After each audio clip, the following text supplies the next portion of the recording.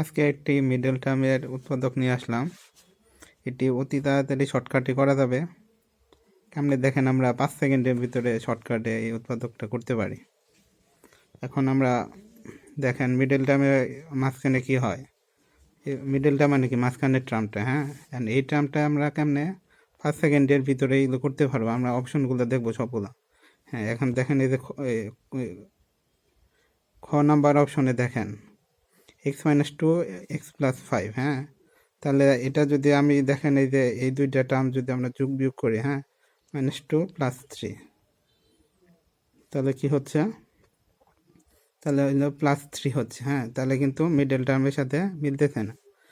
যেটা ভিতরে -3 হবে সেটাই আমরা নেব। হ্যাঁ, তাহলে দেখেন আমরা ছোট গ নাম্বার দেখেন, ছোট গ নাম্বার কি হচ্ছে, +3 - 5, তাহলে কি হচ্ছে, -2 হচ্ছে। এটাও আমার হচ্ছে না। হ্যাঁ, তাহলে আমরা কোনটা নেব, তাহলে আমরা ক নাম্বার দেখেন টেস্ট করি, +2 - 3 -5, তাহলে হলো -3।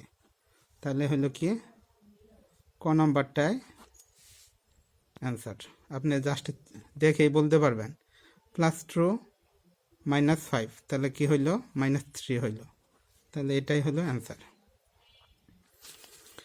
এইভাবে দেখেন আমরা আরও কয়েকটা করতে পারি, আরও কয়েকটা করব আমরা।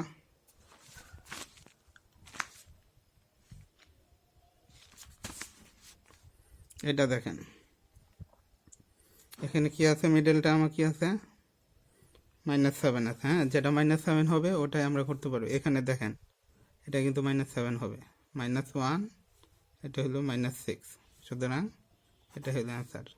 জাস্ট আপনি 5 সেকেন্ডের দেখেই, 5 সেকেন্ডের ভিতরে আপনি একবার অপশনগুলো দেখেই 5 সেকেন্ডের ভিতরে এটা করতে পারবেন। হ্যাঁ, এবং এটা শুধুমাত্র এই ট্রিক্সটা শুধুমাত্র মিডল টার্মের জন্যই, অন্য কোনো ম্যাথের জন্য না, অন্য কোনো ক্ষেত্রে হবে না।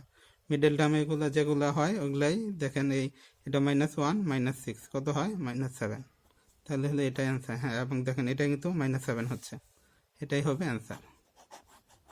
আপনারা আরও দু একটা এই চেষ্টা করেন, দেখবেন বলা হচ্ছে। আর না না হইলে আমার কমেন্টে নিচে ভিডিওতে কমেন্ট করেন। ওকে, থ্যাংক ইউ।